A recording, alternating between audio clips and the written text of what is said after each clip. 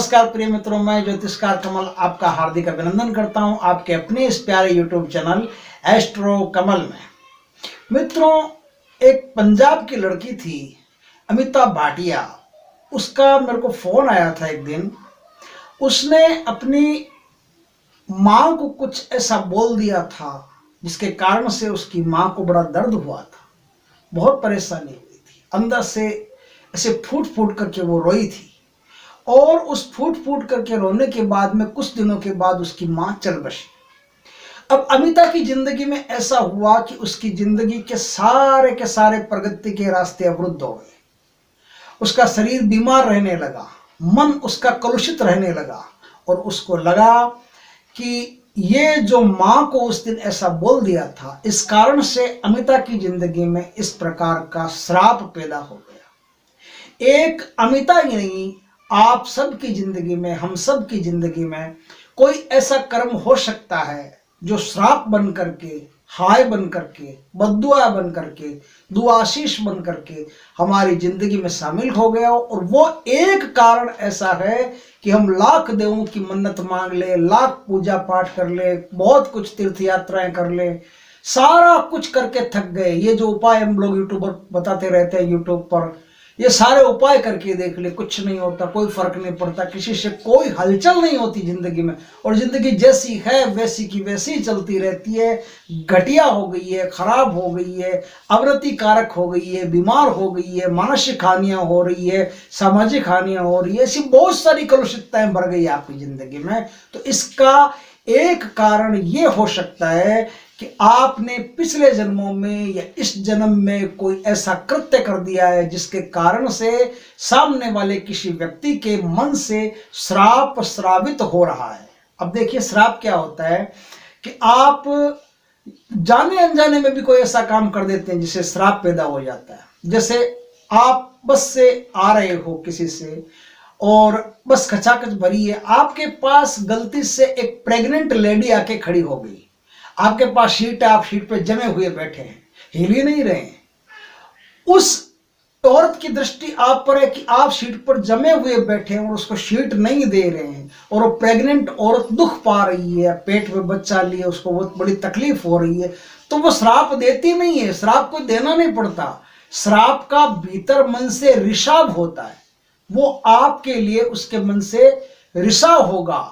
एक भीतर जो अभ्यंतर मन होता है, आंतरिक मन होता है, उस मन से आपके लिए बद्दुआ प्रेषित होने लगती है, अपने आप छूटने लगती है बद्दुआ, और वो बद्दुआ, वो श्राप, वो अभिशाप जाकर के आपको लग जाता है, जिसके कारण से आपके जीवन में बहुत बुरी बुरी घटनाएं शामिल हो जाती है। गलती से आपने किसी ऐसे आदमी का कोई रुपयों से भरा हुआ थैला रख लिया जिसमें लाख 2 लाख रुपए, और उसने अपनी जीवन की सारी जमा पूंजी इकट्ठी कर रखी है और वो अपनी बेटी की शादी के लिए लेके जा रहा है, ऑटो में भूल गया, आप साथ हो, आपको पता भी चल गया कि ये एड्रेस है, लेकिन फिर भी आप दे नहीं रहे हो वापस।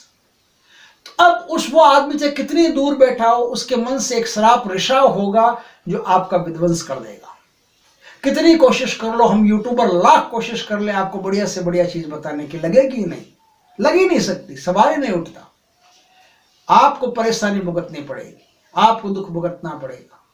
तो अमिता भाटिया की तरह आपकी जिंदगी में भी कोई ऐसे कृत्य हो सकते हैं, कोई ऐसे कारण हो सकते हैं जिनके कारण से आपका जीवन नरक बना हुआ है। तो आज उस बात पर हम चर्चा करते हैं कि जो हो गया वो तो हो गया, वो तो अब आप बदल नहीं सकते। जो तीर कमान से निकल गया उसे वापस कमान तक आप नहीं ला सकते। जो गोली बंदूक से चल गई उसे खींच के वापस बंदूक तक नहीं लाया जा सकता। लेकिन आइंदा ऐसा नहीं हो, और जो किया है आपने उसके लिए आप प्रायश्चित कर दें, जो किया है उसके लिए आप उपाय करें, ताकि आपके जीवन में जो श्रापित जीवन जी रहे, उस श्रापित जीवन से छुटकारा मिलता है।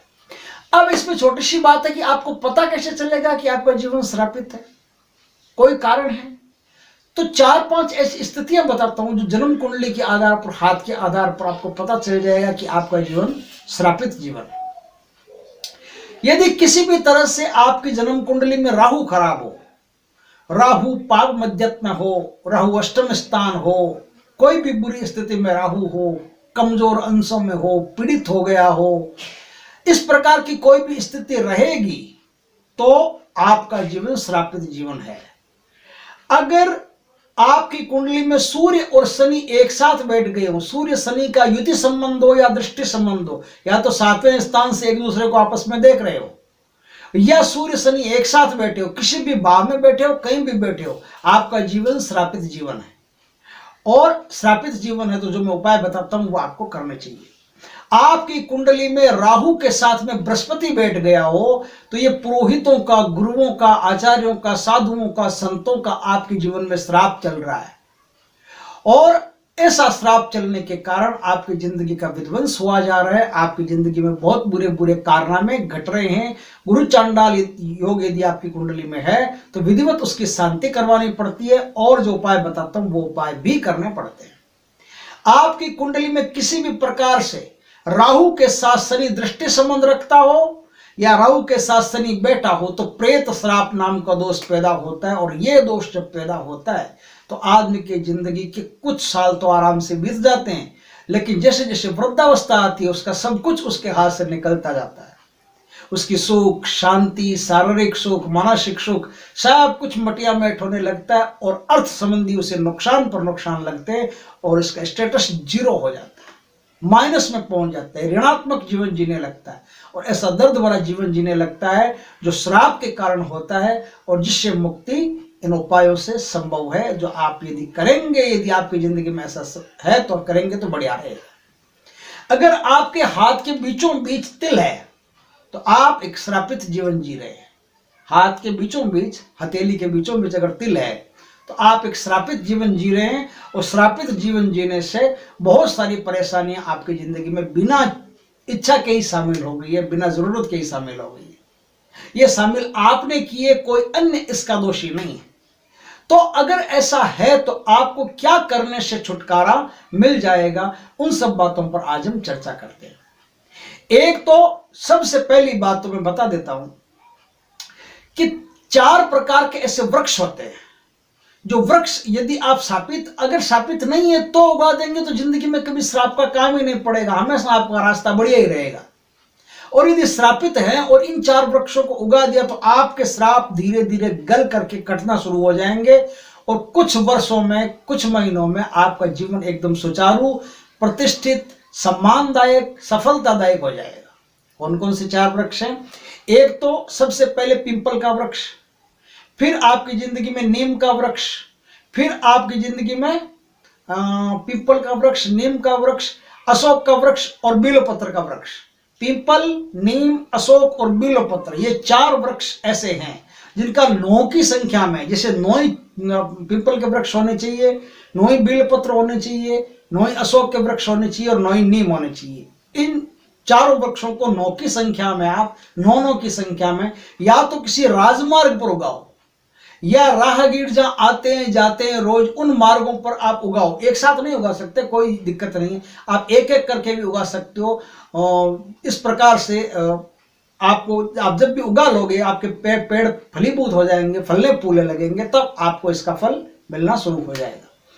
आप किसी मंदिर के द्वार पर उगा सकते हो, मंदिर के भीतर उगा सकते हो, मंदिर के बाहर उगा सकते हो, गौशाला जहां है वहां उगा सकते हो, कोई सिद्ध आश्रम है वहां उगा सकते हो, कोई सिद्ध तीर्थ स्थल है वहां उगा सकते हो, कोई नदी है उसके किनारे उगा सकते हो। इस प्रकार से आप इन स्थानों में से किसी स्थान पर अपने श्राप विमोचन के लिए इस प्रकार के पेड़ों को आप उगा सकते हो और उगाने के बाद में आपको 100% लाभ होगा, आपका श्राप विमोचन होगा। पुरानी से पुरानी हाय बद्दुआ कितने जन्मों पुरानी हो सब मिटेगी आपकी और आपको सुंदर जीवन प्राप्त होगा।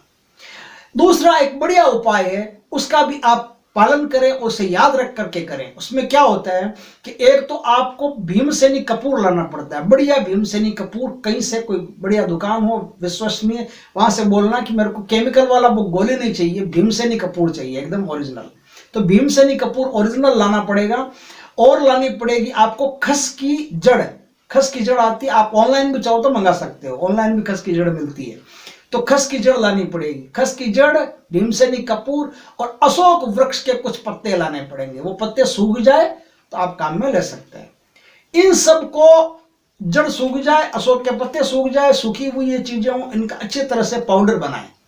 पाउडर बना करके आप सबसे पहले पाउडर अपने इष्ट देव के चरणों में रख करके उनसे प्रार्थना करें कि हे परमात्मा, हे इष्ट देव, जो कुछ भी मैंने पूर्व जन्मों में कृत्य किए हैं उन कृत्यों से यदि मेरे जीवन में श्राप पैदा हो गया, अभिशाप पैदा हो गया, तो इस अभिशाप से आप ही मुझे मुक्त करने की कृपा करें, और आप कृपा करेंगे तो मैं मुक्त हो भी जाऊंगा। तो इस प्रकार से करने से आप श्राप मुक्त होंगे। कैसे होंगे कि ये जो पाउडर है इसका 3 चुटकी लेकर के आप नहाने वाली बाल्टी में डाल करके ओम गंगाधराय नमः, ओम गंगाधराय नमः, ओम गंगाधराय नमः इस मंत्र का जाप करते करते आप स्नान करें।